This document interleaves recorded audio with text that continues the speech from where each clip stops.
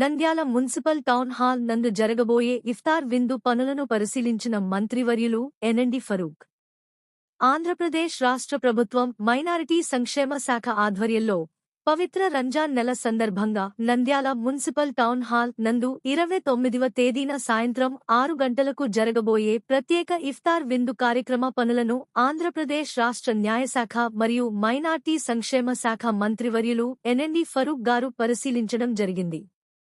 ఈ సందర్భంగా మంత్రివర్యులు ఎన్ఎండి ఫరూక్ మాట్లాడుతూ, రాష్ట్ర ప్రభుత్వం మైనారిటీ శాఖ ఆధ్వర్యంలో ప్రతిష్టాత్మకంగా నిర్వహించబోయే ఇఫ్తార్ విందు కార్యక్రమాన్ని నంద్యాల ముస్లిం మత పెద్దలు, మౌలానలు, ముఫ్తీలు, ఇమాములు మరియు ముస్లిం సోదరులు, ప్రజాప్రతినిధులు, నాయకులు పాల్గొని జయప్రదం చేయాలని పిలుపునిచ్చారు.